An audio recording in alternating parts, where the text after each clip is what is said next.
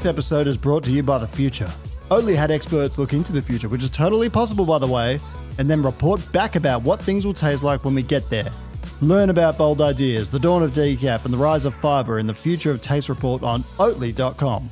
Welcome back to the Coffee Show, everyone. I am your host, Kirk Pearson, and I'm joined today by none other than Nic Petrie from Born and Raised Coffee. Welcome to the Coffee Show. Thank you. It's nice to be here. It is. You and I have plenty of great banter about all things pre-batched espresso, all things co-fermentations, all things UFC over the years. So it's good to finally have you on. I want to start off by introducing our sponsor. I'm going to do this with a little bit of gusto, okay? Go on. Sponsor, Apex Lab. Oh my goodness. Yeah. Best in the game. Best in the game for treating your water. If you're not using Apex Lab at home for your home espresso use, home filter use, you're bonkers. One of the easiest things to use. Do you ever use it? Always. Conflux is my go-to at home. Conflux? Mm-hmm. It's really easy, this ad read, because I think the 4 or 5 podcasts I've had with guests since Apex has come on, I say, do you use Apex? And everyone's like, yeah. So easy one to sell. There's a bunch of different profiles on there now. There's so many good resources on how to use it. It's just enhancing your water to enhance your coffee. Water is the essence of life, and it's the essence of coffee too. So use the code KIRK2026 and you get 10% off. Can you believe that? I will use that. You should. You should. So use it now, apexlab.com. And if you don't buy it, you're bonkers. So back to the show. Nic. What's up? You are probably, I would say I'm chief agitator number 1 when it comes to pre-batched espresso. Yep. I think that's fair to say these days. Not really like a... You're the Capitano. Well, it's not really like a esteemed title. But you are definitely chief agitator number 2. Oh, thank you. And you've been posting some content of recent about pre-batched espresso that you're doing here and there, helping you with events. So congratulations on all your on all the fury you're causing. What's it been like for you? Mate, life has been peaceful in real life, chaotic on the internet. Rage baiting is second nature now with pre-batching, but it's been fun. First video about it hit 1 million views, which was like, what the heck? This is possible. But also like, this is such a big topic. Why is everyone so interested? Then I had to do an event the other day by myself, and there were expected to be 100 people. And I was like, how do I be present amongst the event and showcasing coffee without being stuck behind a machine and be like detached from the actual event because I'm just slinging away coffees? So I was like, you know what? Pre-batch, let's do it. And that's exactly what happened. I presented a pre-batch coffee, tasted delicious, and I was still engaged with everyone who attended. So, and I feel like that's like one of the main draw cards as well, right? Like you can actually do so much with it, and it expands your capabilities, I would say. And so like there's so many different reasons for it, and I'm sure why it's positive for coffee shops, and I'm sure we'll get into most of them during the show here. But again, like what you said, I think people have attached this moniker to me where it's like, this is you, this is all you ever do, this is all you'll ever be. And it's like, well, hang on.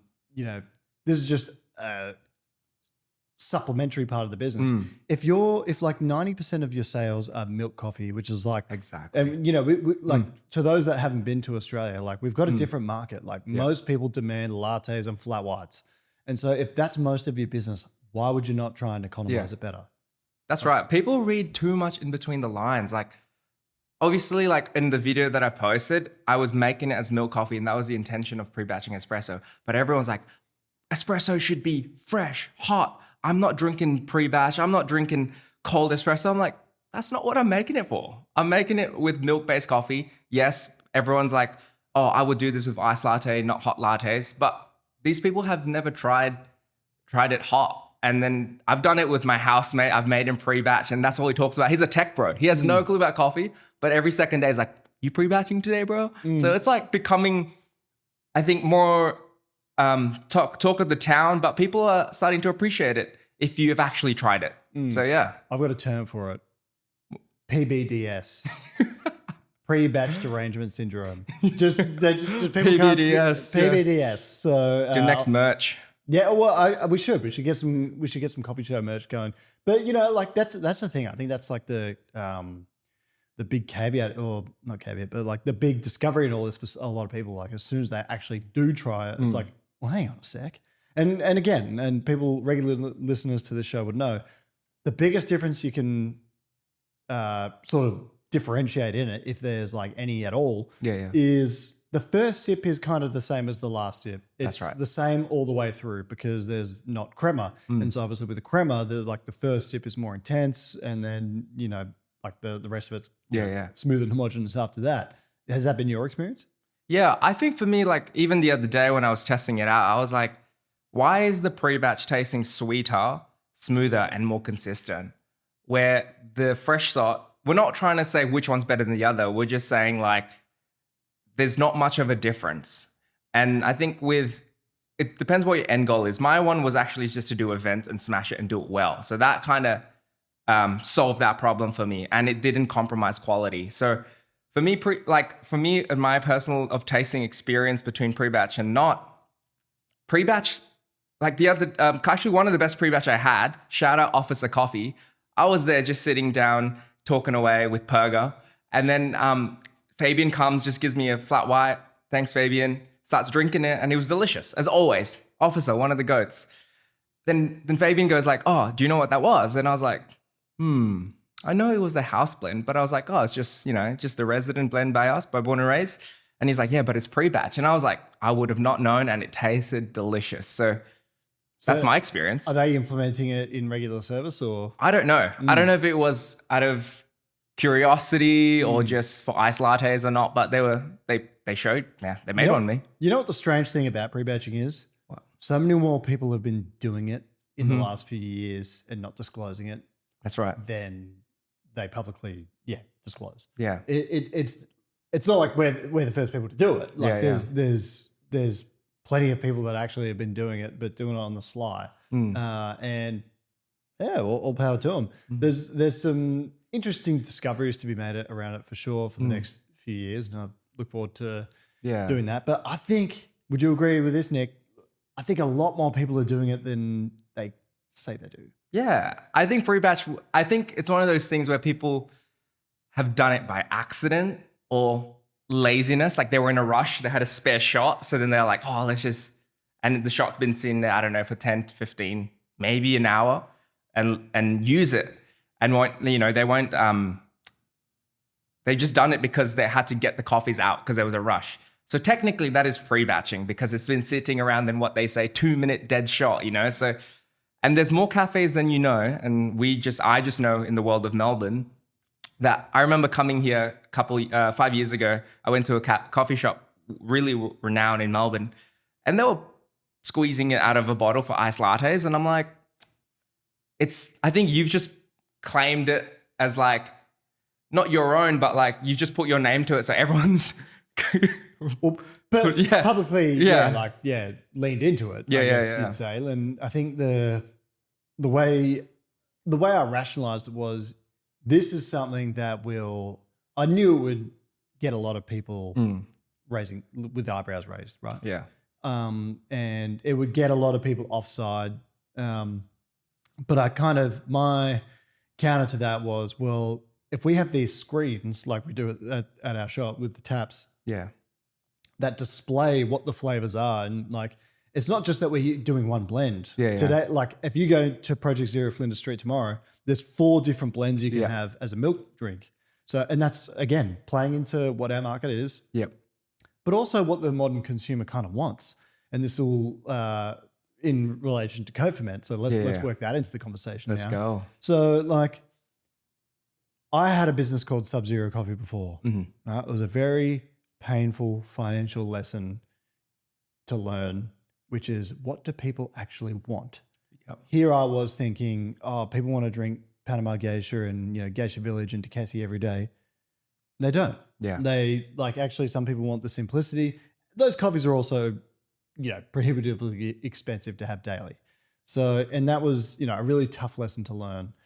And so I guess now what I wanted to sort of lean into, and I guess you do as well now, is having like that 90-point experience without the 90-point price tag, Yeah. just being able to blow people's minds with the strawberry flavor, the bubblegum flavor, the melon flavor, whatever. Yep. And that's how we're doing it. So like, and bringing it back into the sort of pre-batch discussion, you're getting 4 different options in a market that this is what they want. Yeah.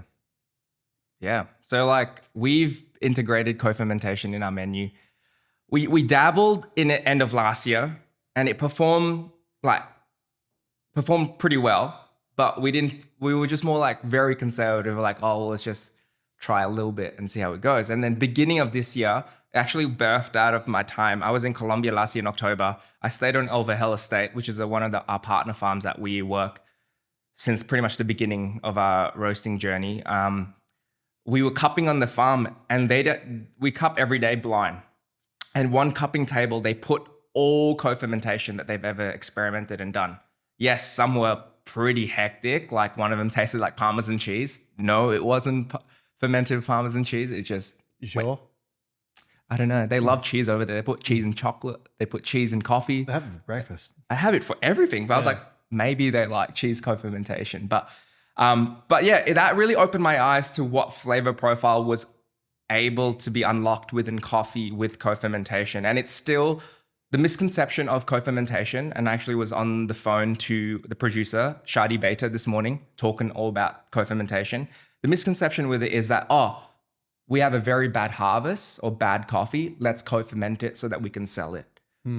This is not true for the farms that we work with in El Vergel.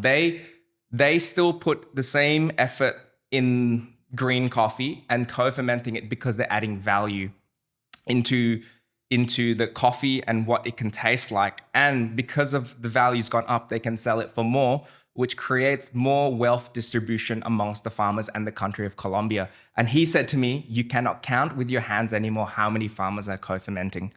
Right. So, well, yeah, I guess this is probably the one drawback of it as well, right? Yep. Like, are we encouraging people, like the whole industry, to do it because there's a financial gain and then we don't have, quote unquote, conventionally processed coffees? Yeah. Is that the risk of encouraging co-fermentation? And I say that as someone who probably sells the most of it in Australia. Yeah. And it's an interesting thing to look at because although this is good for a lot of consumers, like what kind of industry are we creating? Like, and like I'm self-reflecting here and asking myself that question as someone that leans into it, because I don't want to see a world where it's only co-fermentation. Yeah. And I don't want to see a world where it's only pre-batch as well. That's right. That's right. Yeah. Like it's an element of the coffee business. It shouldn't be all of it. Would you agree with that? Is that kind of your thoughts as well? Yeah, I think it's like co-fermentation allows people who don't drink coffee or like they're still new to coffee and they feel very left out because they can't taste certain profiles, or they like say, oh, coffee's bitter and that's all I can taste, no matter what origin or whatever they get served in.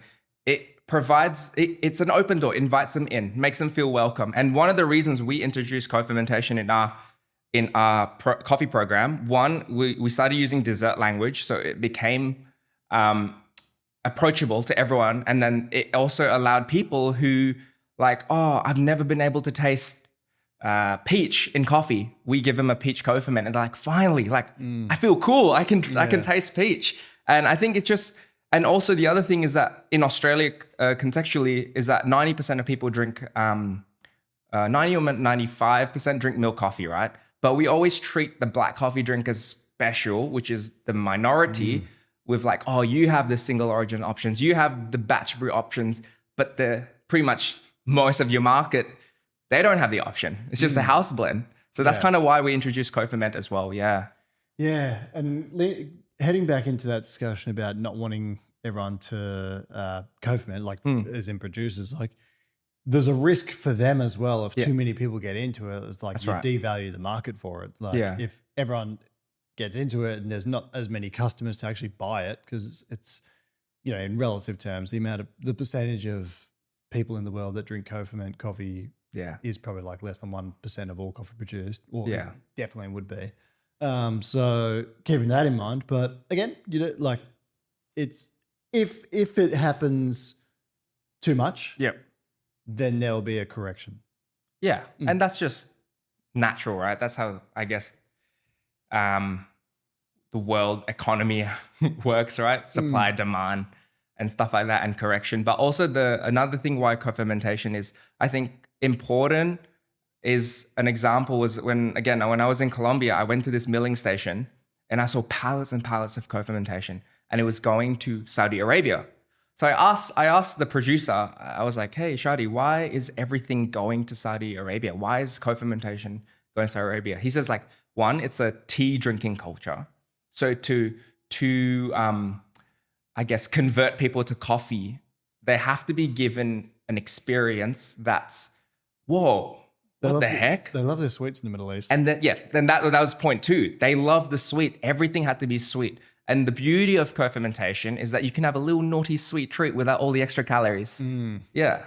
So that is an interesting point to it as well, right? Like that's one of why do we not sell that message about coffee more? Like it is healthy. You know, there's so many studies that I see it on on Instagram, so I can't really verify if it's true. But like you see all this like news of what's your source? TikTok, bro. Yeah, well, the breaking news. There's a new study revealing that drinking more coffee is great for preventing dementia and shit like that. Like it happens all the time. But coffee is like low calorie. Like it's if you're having a filter coffee, like that's a great way to get energy and caffeine max, and not put on weight. That's right. Yeah. And then, decaf's getting better and better now. So if you want to sip on it throughout the day, sure. Yeah. And they've dabbled into co-fermentate decaf. I've had a few samples the last couple months. So that's a really cool world. I've had some samples of them as well that taste like chicken soup. So I agree. One of them tastes like beef jerky. Yeah. Well, I've had some that taste like the Maggi chicken noodles. It's a bit rough, but of course, one of the drawbacks to drinking excessive amounts of coffee is damaging or staining your teeth. My significant other, Videhi, my partner, is a dentist, and she's always advising me, you got to take care of your teeth. So, I've opposite to that. I went to the dentist for the first time in 7 years. Crazy. How'd you go? Mate, she was like, wow. Your teeth is really good. What toothpaste do you use, and what is your 7 years? Do you not build up like calculus? I don't know. This is this going to break the internet or something? Like, come on. It's like, I don't know. I brush my teeth. Like, it's one of those things that I do religiously. I can't go a day without brushing my teeth at least twice. I do flossing, and I'm you're a flosser? I'm a flosser. See, yeah. I need to get better at flossing. And also, like, I don't know if it's a toothpaste I use or not, but my friends call me a little bit crunchy. I use like the one that's like no fluoride, natural toothpaste. Maybe that is okay. Maybe, I don't know. I mean, fluoride dentists would advocate for, but no, good for you. No cavities. No, apparently not. Excellent. Yeah, I'm a calculus build up guy. I build up. So I'm at the dentist getting it clean every 6 months. Oh, lucky. Yeah, I'm not too. Necessity. Necessity, yeah. But the next visit I get will be visiting my girlfriend in Canada and getting a free one for once in my life. Come on, yeah. Woo! Maybe I should go to the dentist more often, eh? Yeah, just day one. Yeah, it'll good work. life hack. It is. It's a fantastic life hack. But it's actually a good point. But she's big into the co-ferments as well. Oh, yeah. My girlfriend who didn't drink coffee before she met me. She's like, how I was able to lure her in was with the co-ferment. Oh, was she a customer? No, not at the time. Like one of our first dates we went on, I made her come to like 3 coffee shops, and she's like, can you handle all that? And you know what the problem with me is? Like, this is what it's like for a professional barista, with coffee now. From the moment I wake up to the moment I have coffee, I'm in pain. And like I don't actually make coffee at home. I wait till I get to the shop. Yeah. So I'm usually, from the moment I wake up to the moment I'm at the shop, it's usually an hour. But like, it's a tough hour. Yeah. Like, and I do this thing I call getting jacked up. So like I'll have, obviously I've always got like a war chest of really good coffees and really good samples, and I just pump through them. And like this morning I went way too far. I probably won't sleep and too quickly. I had like 6 coffees before 7 a.m. Come on, that's the way to do it. You know, ultimate barista breakfast. Coffee maxing. Yeah, that's the Coffee maxing. What's your like? I'm quite the same. I thought that I'm only like that at work. I thought I'd be the one that's like, if I go in, I'll dial in, I'll have, you know, the battery single origin espresso and at least an house blend and maybe our co-ferment blend 4. And I thought that's minimum 4, and then I'll have something else, make a pour over, go on. I average 7 cups of coffee a day. And I was like, cool, that's just what I'm doing at work.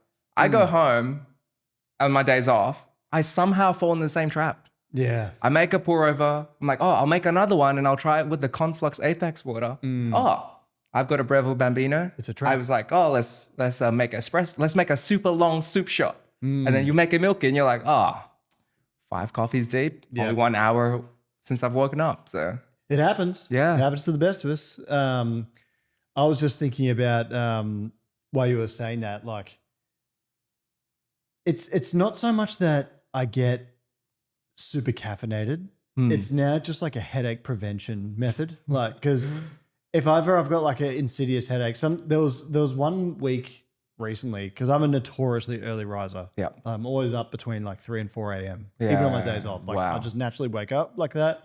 And I always have since I was a child. Like I've just always been an early riser. And there was 1 week recently, it was after MICE, and I just worked an ungodly amount of hours that week. 26 in one day. Well, I worked a 26-hour shift one day because I was, you know, screw it, I'll tell the story. So I had some suppliers that I was waiting on, and we were rolling out our new packaging, and it wasn't arriving. So I had to drive across different suburbs of Melbourne to get it, and it was late. And I just said to myself, I'm going to get this new packaging rolled out tomorrow because the day before Melbourne International Coffee Expo starts, extra people in town. I want to have it all done, looking good. Anyway, so I ended up going and getting all those things, and it took me to 7 p.m. and I had to pack coffee, and I thought, I can have this done in 3 hours. No, I was there till 8 a.m. the next morning and had to just keep working. But you know, the surprising thing about that is like when you're actually determined to do something, like, you don't even notice it. Like, because what happened was I got to 4 a.m. and I'm like, shit, I've been here for like a lot longer than I thought I would be. Somehow I'd like not realized I'd listened to like 4 NFL podcasts, and I think there was a Joe Rogan one in there as well. Yeah. And just powered through, like didn't even notice. But maybe I was so tired that I was so delirious that I couldn't actually notice. You've just hit beyond consciousness and just hit your flow state. It happens. Yeah. It happens. I forgot what I was talking about before I went on that tangent. We were talking about Co-Ferment. We were talking about now what point? How many coffees we have in the morning. Oh, yes. Well, I didn't actually have any coffees that evening, to be fair, the one that got me through. But anyway, MICE is always the biggest week of the year. I said on the podcast last week with Ryan Casely that I really want the competitions to come back to MICE. Yeah. I just think it's a terrible shame that it's not together anymore. And that is the Melbourne International Coffee Expo for those listening abroad. For some reason, the Australian scene, we don't do it there. And I think it's kind of hurt the expo and our value having like a really good, credible expo. Yeah. It's not something that people want to travel to internationally for anymore. Yeah. Sorry. Mate, that's a hot take too early. But yeah, like, I mean, I think like to restore its like, you know, international reputation. Yeah. So do you think World of Coffee should come to Australia? We don't need that. Yeah. Because like, would they? I mean, unless like you host the, you know, World Brewers Cup or World Brewers Championship. But MICE itself hosted the World Brewers Cup and the World Barista Championship just a few years ago. That was my first MICE experience. And it was crazy. It was the craziest experience. And you know, obviously we're not going to have that every year. Yeah. But like, you know, bring back the comps. Yes, sir. Are you competing this year? I am. Okay. Wow. I'm getting back into barista. Wow. Cool. Are you? Yeah. Brewers. How you feeling? Excited. I think I'm seeing competitions this year as not only a learning curve, but also let's bring him up. David Flood inspired the heck out of me last year. David Flood. David Flood. I called him last week, actually. He was just on farm in Colombia having fun. What about his routine or himself? I think I like that he had a very strong message. He had a very strong conviction on where the coffee industry should go. He didn't just decide the easiest option in competition was just to call someone you know who knows someone who has a Panama coffee and showcase that and let the coffee do the talking, and then you fill in, you make up your story about why that coffee is important to you. But he had a heart moment, right? He saw what it did social impact of this coffee, and not only that, it translated to the quality. And that's something I want to bring into my competition this year. So there is a farmer that I want to work with for my competition coffee this year, and he went straight out. My coffee is not competition level, but if you blend it, you can still share my story. And it was a farm that I went to in Colombia last year that I almost felt like I had a transcendent moment. And it really impacted me. So I want to share that story, and that's kind of the approach I'm going to go for. What did you learn from last year, do you think? Like the competition or the... Well, so you didn't progress to the nationals. No. Yeah. What do you think was what was your biggest learning from it, and like based on the feedback that you got? Yeah, I think a bit more focus. You actually got to really focus on your understanding of brewing. I think for me it was like, because it was my first time ever, I did not know the little tricks of the trade on how to play the game. Because one of the judges, who was my friend, said, treat it like a video game. There's a mission that you have to accomplish, and you just reverse engineer it. And that's kind of the way I'm going to view it this year. And I think a lot of it was like, I just wished one thing I learned was to get more feedback from different people. And actually, Hani gave me a very good advice after. He says, why don't you, what you do is you give samples to people you trust of the coffee, and then you tell them to give you the flavor notes that they taste. And then you find the common denominator, and that's your flavor notes. Because there's a high chance that the judges will taste the same. Yeah. That's a good point. That was a good hack. Eh? I was like, shout out Hani. Yeah, shout out Hani. I think like the biggest thing, Alex and I learned was, this is Alex Moore, everyone. Yep. And just to give a bit of context, David Flood used a Ugandan... Zukukabora. Used a Ugandan coffee and wiped the floor with everyone at the competition who were using Panama and Colombia and this and that. So he did remarkably well. But going back to the point with Alex, I think we really worked out what like the word clarity means in coffee, right? Like it's just so easy to taste. And, a pearl of wisdom for you, like just make sure that's like the number one thing, hey? Because you can, like 80% of a competition is your coffee, basically. And then 20% is, spitting your words out and, not getting disqualified, in my opinion. Getting the technicals. So it's really all about the coffee. So it's something you got to be super stringent and scrupulous on, because like it's, again, just so important. And I'm trying to get both of my boys, Alex and Dennis, doing brewers this year. So yeah, come on. For some reason, Alex is saying he doesn't want to do it, but he's the second best in Australia. He should do it. He should, exactly. Yeah. And he was very, very close to winning. So, and getting to roast, like I've never roasted before, and I roasted his coffee, and it was like interesting, like very expensive coffee that we used too. We only had 2 kilos of it. And you know what? I fucked up 1.5 kilos worth of roast for that. I completely destroyed. And then did you save it to pre-batch it though? A lot of it wasn't even worth pre-batching. It was pretty bad. But you roasted your own comp coffee? Yes, I roasted my own. Yeah. And what roaster did you use? I used a Gießen. Gießen. Yeah. I didn't like. I'm not the most experienced roaster. I've only been roasting for like just over 3 years. And I didn't want to just add more variables to complicate myself. So I was like, I'm familiar with this machine. I'll roast it on this machine. The one thing that I wish I did was actually aging your coffee way longer. I wish I roasted it a few months before, because when you brought up the topic clarity, some of the best coffees I've had has been rested for like 4 months. 4 months? Yeah. Really? Yeah. And it's by accident. Like the other day I had one of the best espresso I've had this year. And it was like a tub of coffee that I forgot I had, which was roasted in November last year. it was the highest clarity Ethiopian naturals that I had recently. Well, naturals age slower than washed coffees do. Yeah. And yeah, I get what you mean. Like we had like, I think it was 3 different days. Like we aged some for 3 days, 5 days, and 7 days to use for competition. And we ended up using 5 days for his coffee, the wash. Yeah. Just liked it. Plus we dry ice froze it. Yeah. All that sort of stuff. But you're right. I had a coffee that really, I roasted for mice some Eugenoides and blended it with some Figure Deborah Nirvana.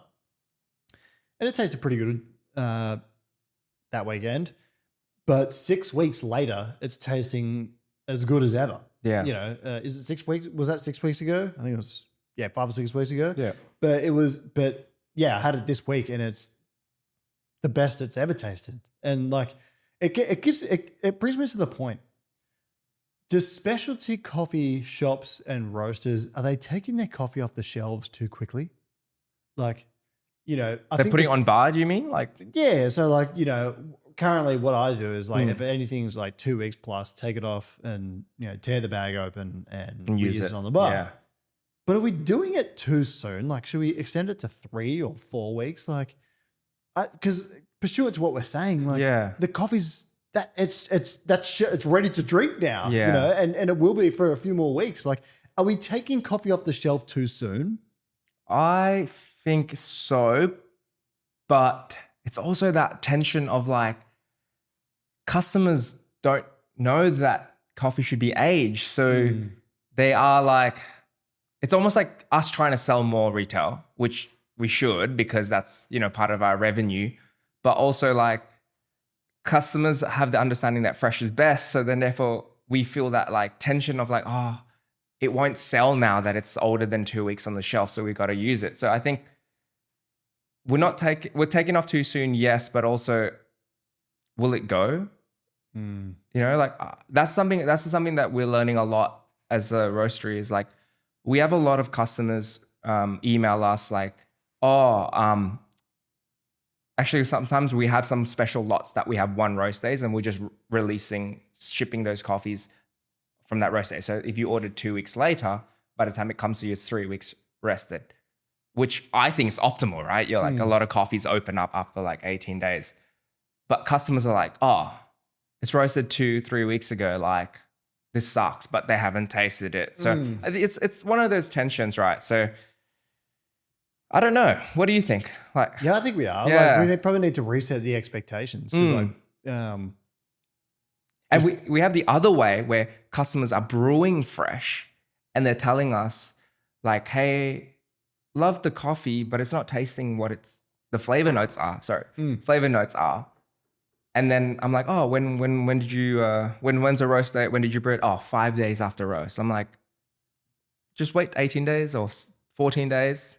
Then they do. And their feedback was like, wow, that was way better. Yeah. Fresh is just not always best. And like, I think that's like a dialogue I'd like to have more in specialty coffee is like 3-4 weeks for a lot of coffees is like kind of where it actually starts to taste good. Yeah. And particularly for milk roasts. Yeah. Like that's when they, you know, start to kick ass. Yeah, come on. Like I just think we need to again like reset the expectations there because there's a lot of, you know, particularly for customers that are their wholesale accounts, right? They're not roasting their own coffee, they're wholesale accounts. They're paying more for these retail bags of beans, and then you got to take it off the shelf. And I just don't think it's for a good reason. Yeah. Like I just don't think that's a good enough reason to be doing that. Do you agree? Yeah, we have some good wholesale customers that they either age it themselves, so they order in advance, which does a good job for their cafes, right? But also they have this like awesome workflow of like they're ordering stuff in bulk, and so they can age it. So then by the time they stock up on retail coffee, it's a different roast date, and I think that's a beautiful cycle. And if you really think about that in advance, you do a good representation of everything. And the only challenge of that is like, imagine you have a record week and you clear out everything, then you just have to reset that cycle. Yeah. Well, there's that too, but I guess there's the cash flow thing of, you know, if you're sitting on a weak stock and never really you're not able to draw that down like on a particular week, then that's might be where the challenge race lies. Yeah. So, one thing I wanted to ask you about, have you seen all these fire bombings of the Melbourne bars? No, I actually haven't. I actually like, I made a comment about it to a friend of mine the other day. I said like, oh, I heard this place is getting bad reviews. And then my friend was like, yeah, me too. Are they like, do they suck? And I'm like, I don't know. I've never been there. So that just went over my head. I didn't think much about it. And then I saw your video and I was like, what? So we're talking about review bombing. So Yeah. review bombing, that's happening a lot as well. Yeah. And and we just found out a case, the owners of the Lumen people, Marici and M, let me know that they were being extorted for 1-star reviews. So there's someone from another country who's actually just made multiple different like email accounts, 1-starred them from all of them and said, yeah, give me $1,000 and I'll remove it or something like that. It's like crazy. What? It's happening to coffee shops in Everywhere. Australia. And it, like I've noted, there's a few that it's happened to. They're not the only one. I've seen multiple examples. So Yeah. pretty rough stuff. But also the fire bombings. So Okay. fire bombings. That's the one where they like burn places? Well, yeah. So there's Melbourne bars. Something to do with like the alcohol suppliers or something like that. They're some new supplier that's like got criminal links, trying to get these bars to buy alcohol from them, obviously, so they make money. And if they don't, they get firebombed. Whoa. So like, I don't know. Melbourne's wild these days. Mate, it's getting crazier and crazier. I do recognize that the whole world's getting crazy, but it does kind of feel like Melbourne's Gotham City some weeks now. And it's honestly we just don't punish criminals. Like it feels like if you're a criminal, you've got more rights these days. I just don't get it. Speaking about Gotham City, there is a city that's nicknamed Gotham City, What's I that? went there. What's that? Medan in Indonesia. Why is it called Gotham City? Because after like 11 p.m., it becomes a bit lawless. Yeah. Like I was there. I'm half Indonesian, and my mum is from that side of the world. And when we went there, it's called like the street lights would go off after 11, and the traffic lights would turn off. So then it becomes this whole hooning, like motorbike and car racing, and this is pretty hectic. And but like they'll find dead bodies overnight every day and stuff like that. And then a lot of houses are gated or fenced off. So they have riots. That's Gotham City. Yeah. They have riots pretty regularly in Jakarta as well, don't they? Yeah. There was a particularly big one last year, but from what I heard, that's like a semi-frequent thing. Yeah. So, I don't know. There's always riots everywhere, even in Parliament Station. Yeah, true. Not true. Riots, protests. This is true. Yeah. This is actually a funny one. I had my first run-in with racism in Indonesia. So I was racially profiled here. I was in Jakarta, went to a Chinese restaurant with my business partner and his family. We all sat down. It's like got the Lazy Susan in the middle. So it's a Chinese restaurant in Jakarta. So the waitress starts setting the table, one by one goes, and I was last. She's set, chopsticks for everyone. Gets to me, knife and fork. Knife and fork. I'm like, what the hell? I can use chopsticks. What the hell's going on here? Oh, man. And then his parents, so I was with my business partner, his parents saw me like reaching for the chili to pour on my pork. His dad leapt across the table to try and save me. I was like, bro, and everyone's like, what are you doing? And it was like, dude, I can handle my chili. Yes. So, that was a funny one. But the old knife and fork for me. What's going on? Yeah, man. I can use it. Yeah. I got game. And when I was in Bandung, so I went to Bandung. So it was probably like 2 hours outside of Bandung. I love the way you pronounce it. Is that correct? Bandung. Bandung? Is yeah. that correct? That's the way. All right. Well, I'm just Bandung. Bandung. Isn't the Australian accent awful? Yeah. Like the worst part about going to Bali is all the Australians there. Can't stand it. It's like not my idea of a holiday. But anyway, so I was in Bandung, and when we were driving down the road, I saw a wild monkey. And I've never seen one of those before. First time ever seeing a wild monkey. I was like, sick. So I poked my head out and I was like, shit, that's a wild monkey. And then there's this school bus full of children there. and they saw my head and they were like, oh.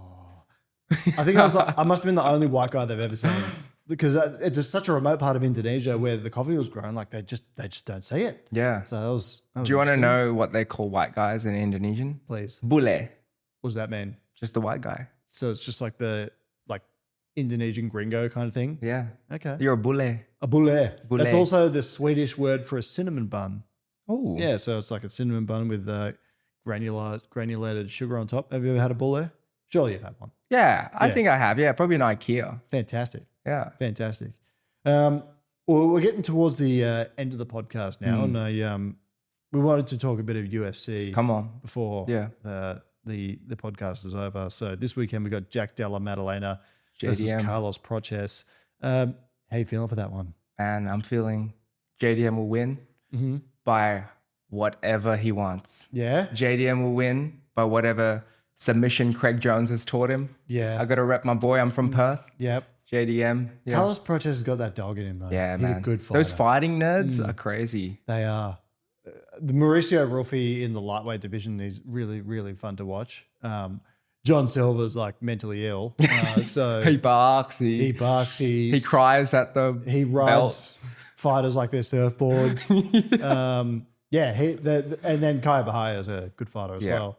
But I'm really excited for that one. But I think the fight of the year so far for me that I'm looking forward to is Strickland and Hamzat. Oh, that's next week. Yeah. So Strickland, he doesn't like us. He says male baristas are gay. Yeah. And here we go. That's him calling. That's my dad. That's Sean Strickland. Listen, you guys. But anyway, I like Sean Strickland despite his His antics. controversial opinions and his antics. I feel like he's actually got a chance against Hamzat. But the thing about Hamzat, he's just so tenacious. Yeah. He'll just pull everyone to the ground. It's crazy. Do you think there will be a face-off? Yes, because that'll be epic cinema, but there's just going to be security everywhere. Yeah, Right? because they already decided not to put them in the same hotel room where they usually put hotel fighters all in the same. Well, that's just common sense. Yep. Like, Yeah. that makes sense. Like, you remember when Sean Strickland was sat behind Drickus? Yeah, and he jumped and punched him. Yeah. So anyway, it's going to be a good fight because apparently those two have like spent a lot of time sparring against each other, and somehow now they're enemies. But it's going to be a good watch. Let me ask you a coffee UFC question. If you could make a coffee for any UFC fighter, who would it be? Because we had a video of a former fighter that says, if you're going to Melbourne, you got to go to Project Zero Coffee. Oh, the bad guy. Oh man, Chael Sonnen. So Chael Sonnen gave us a shout out on his Instagram, and like when it happened, I was like, is this real? I thought it was AI. Me too. I thought it was like, and it was like random, right? So his producer for his podcast was in Australia. Okay. And Alex, one of my staff who I was talking about earlier, gave him a really good time. Took the time, and then we sent them home with some coffee as well. And I think Chow tried it, and he actually made a video saying the best coffee in all of Australia is Project Zero Coffee. And that was it. Yeah, and it was a main feed post as well. And like Chael Sonnen, like I just love him so much. Like he's so crazy. But like the thing he said about Minotauro Nogueira, thinking that a bus was a horse, like oh gosh, he's got to be the best. But look, current fighter, Yeah, let's do current roster. Yeah. like because if it's all time, it's probably Chael. Okay. Then current. Current. I mean, you'd have to go Volk, wouldn't you? Even though he's local and like chances are it could happen one day. Like, I would love to make Volkanovski some coffee. Like, Make content cooking with Volk. Volk, if you're down, I'm down. Come to Melbourne. I'll make you some coffee. It's on like Donkey Kong. Like, And make it pre-batch. So then I'll Whatever. treat you. I'll treat you, Alexander Volkanovski. I'll treat you to so much good coffee if you come down. Like, it'll be worth your while. I make good coffee, right? Nick? fantastic coffee. Well, yeah. So, Alexander Volkanovski. If you're ever in Melbourne, Australia, hit me up. Project Zero Coffee. I love you. And congratulations on all your success. The GOAT. Reclaiming the featherweight title and defending it again against Diego Lopez. Who's he fighting next? Who? Volk. Volk. Is it Movsar?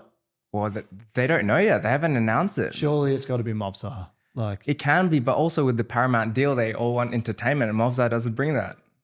yeah, but like what? There's no one else for him to fight. Like, Diego Lopez, number 3.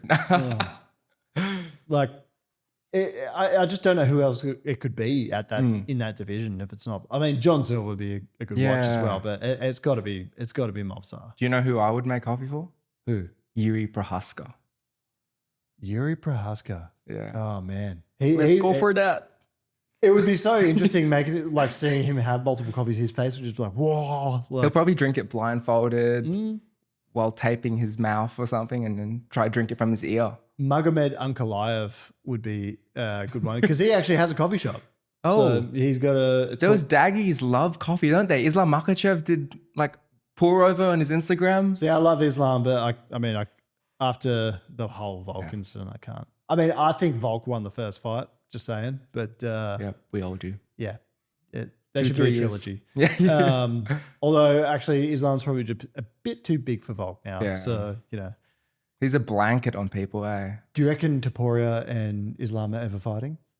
Nah, I don't reckon. Oh, I want it to happen, and I'm very hopeful, and I'm all the way down the Twitter rabbit hole hoping it to happen, but I don't think I don't think anyone ever beats Topuria, to be honest. Like, I think he would beat Makhachev. Yeah. Like his people, because his striking is so good. He's actually got professional boxing level striking, and like the angles in which he punches, like he's incredible. And then he's actually like an elite wrestler as well. So like, I just don't think anyone comes close. One thing that people would never talk about. Did you remember the golden gloves in the UFC? Yes. And they removed that, right? Because it was like they structured the gloves differently, and the percentage of knockout on those gloves was like so low when they introduced them. Like they were barely getting any knockouts. So they were like, oh, it's the gloves' fault. Too much padding and all this stuff. Max Holloway, never been knocked out in his life. Ilia Topuria knocked Max Holloway out with those golden gloves. Yeah. So it just shows you so much of his strength. But he's also just got so much mongrel in him. Like it's not just like the ability, like it's the mongrel, it's the vicious mentality. Like he's incredible to watch. Do you watch boxing at all? Nah, not really. Oh man, there's a fighter, Tank Davis. Yeah. Javante Davis. He's always in trouble with the law, but the way he punches, it's hard to watch sometimes. Like he's so vicious. Puts people to sleep. Oh, he does. His knockout percentage is unbelievable. But we're at the grind my beans segment of the podcast. So I want to know, Nic Petrie, what grinds your beans? Okay. There was actually 2 of it was organically brought up in this podcast already. One of them is fresh is not best. Ooh. Yeah. We all think fresh things is best, and particularly roasted coffee. But I think aging your coffee, letting it 18 days, 12, 14, 18 days, or even longer, there's people that have experimented longer, will do so much good to the taste of your coffee. And when fresh is best only applies is the freshness of the green beans, I reckon.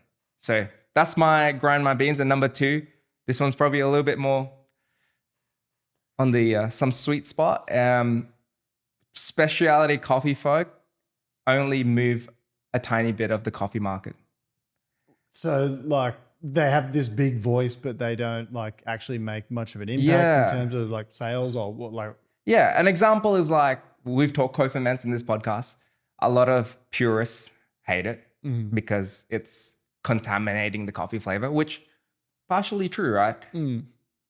But we started realizing just the everyday latte drinkers that want to make coffee in their home machine, they want that kind of stuff. And that's majority of the market. So therefore, we are selling way more and do better revenue, better sales. And that's moving more of our business forward than the specialty coffee folks. So that what grinds my. Yeah, no, I agree. I agree with that. Like and I've experienced it a lot recently as well. It's I was saying to you before the podcast, it was interesting when I interviewed Scott Rouse. Like it felt like I'd been cancelled, but not like quite being cancelled. And it was just like another day in the office for him. He was like, yeah, this happens to me all the time. There's never been someone that just for existing and breathing that universally just annoys people in coffee for reasons I don't quite understand why. So, I wonder if he can feel the hate energy sometimes. Like, well, I think I think like you've all tried so much with Scott Rao that he's just bulletproof now. He's just immune to it. Like there's nothing there's no like rhetoric that he hasn't experienced. So, and good on him as well. He's contributed so much to coffee and still does. So love you, Scott. I have a question for you. Okay. Yeah. Is this like your question? Or? My question. Just your question. All right. Can I ask it? Well, I was gonna deliver my grandma. Okay, you do your grind. This one could actually get me cancelled. Okay. What grinds my beans? Tantruming toddlers in cafes. Okay. Now let me set the backdrop here.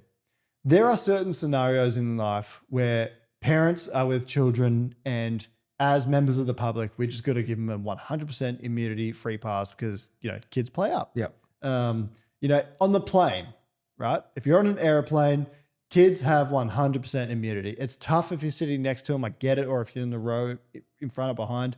But, we got to let people transit to where they need to go to. And sometimes that means parents, new mums, have children, and you've got to give them a free pass, right? You got to be there. You got to be a solid member of the public, but not at cafes. That's voluntary. You don't need to be there.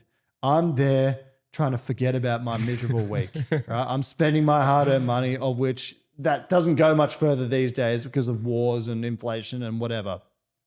I don't need some little monster ruining it for me. If like your kid's having a tantrum, get him, take him out. Like iPad baby, I don't care. Like that it grinds my beans when I'm like sitting there, I'm trying to relax. It's a sacred space. You're going there to relax. It's not like you're at a bar drinking beer and there's noise all around you. Coffee's where you want to relax and, wake up for the day. And if you got like a tantruming, misbehaving child, like get them out of there. Planes, shopping centers, public transport, doctor surgery, total immunity. Cafes, out the door. It's your safe space. I'm sorry. I know I'm going to be public enemy number one for that, but the next minute you'll become the parent in the future with the tantrum. I get like newborn mums and stuff like that. Like you got to give them space, right? You're balancing a new thing, and we want more people having babies, right? We need more babies in this world, but yes, to keep the civilization going. Yeah, and to be clear, I'm talking toddlers here. Like 3+. If they're squealing and shit, just out the door. Go on, get take the outside chair, and that is what grind my beans. That was passionate. It was. I've been sitting on that one for a little while. Did you experience that this week? Yeah, I experience it all the time. I was like sitting at somewhere, and I was like, oh yeah, this is great. And then some like family of kids, and the two kids are punching each other and shit. It's like, oh God, like this is all ruined. But anyway, that's enough of that. I'm looking forward to making a clip out of that one, see how it goes. Yeah. Right. We're onto the final section of the podcast, Okay. which is where you ask me a question. So Nick, hit me. All right. This question I'm going to ask you is why this specific illegal substance makes the best coffee. And that is raw milk. Raw milk. Ooh.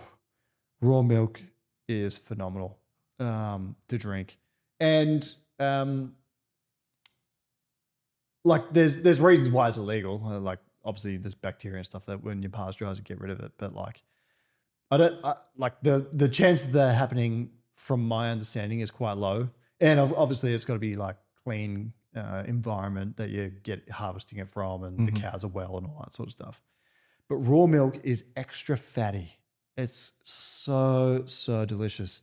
I can't actually publicly disclose where I got my raw milk from that you asked about, but it's just so creamy. It's sweet. It's probably got naturally more sugars from it. Yeah. Like I don't know if pasteurization like removes any or affects them in any way, but it's just it's just so dessert-like when you make a coffee with it.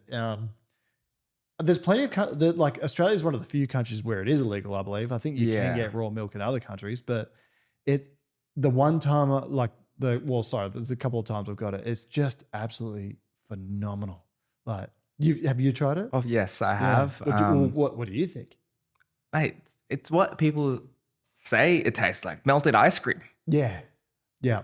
It's so rich. I love milk, so I can tolerate dairy. So the other night I just pumped a liter of milk just because I was thirsty. But it's like, it's something else. Yeah. I know so many people that are like, yeah, I'm lactose intolerant. I can't have a latte, but then they'll go have like a protein shake with whey protein. It's like, what are you doing? Or they'll like the people that order like, I can't have oat milk, but I'll have the cream foam. You know? Like the cream foam's 35% fat, people. Like, what are you getting here? The best raw milk that I've ever had in Australia, and I actually just bought it from the store, and it's not cold pressed, it's pure. And I think it's like you have to legally have it in the pet section, was in Perth. There was an organic shop that had glass bottled raw milk from Yallingup down south, the southwest. And I was like, what the heck? I just smashed that whole 1.25 liter because it was just sweet, rich, creamy, like melted ice cream. And I don't know, a hot sunny day in Perth in summer, that was delightful. Now you're talking my language. I'm a little bit worried about that clip of the toddlers now. I'm thinking about it. Do you reckon I'll get cancelled for it? Comment if you think I'm an asshole. Yeah. I don't know. Yeah. Do you agree? Do you somewhat? I don't know if I agree because I have friends who are parents and I feel for them. Yeah, true. So, maybe like I do have understanding. Yeah. There's like. I do have a funny tantrums told a story. All right, go on. Dan, my boss, he was telling us a story the other day. His daughter was throwing the most hectic tantrum. He had to tell everyone in the shopping center, this is my kid, because he didn't want to look like some guy that was like abducting a child. Oh, she was just going that nuts. Yeah, apparently. Gosh. Yeah.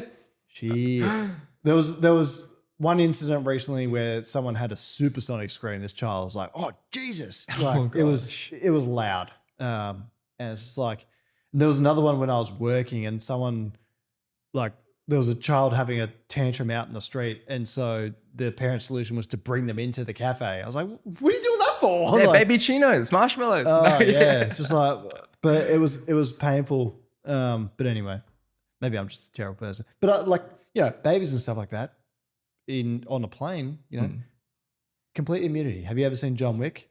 Yes. Continental ground. There's certain areas where it's just you got to. Can you sleep on planes with a baby crying? I just can't sleep on planes in general. Okay. Like I think on the flight home from Europe, I might have got 1 hour sleep, but it was terrible. I also had an abscess on my backside, and that was terrible. That was very bad.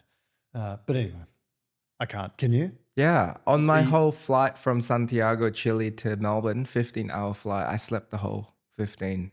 Really? Yeah. That the flight attendant got worried, was like, are you okay? You're not eating, you're not drinking. Were you on the window seat? No, I was in the worst seat in history. Middle seat, very last row. So like the person next to you climbing over you to go to the toilet? Yeah. Didn't wake you up? No. Far out. How the hell? How? Because I didn't sleep. So that was a Friday flight. I didn't sleep from the Wednesday. Okay. Well, that makes a bit more sense. Like you were like catatonic. Yeah. Okay. So I crashed. Deep REM sleep. Yeah, nice. And no jet lag after. I don't know how. I might try that. That sounds Don't good. sleep leading up to the flight. Jesus. All right. Well, socials, business. Who are you? Business, born and raised coffee _ on Instagram. Or you can go on our website, bornandraised.coffee.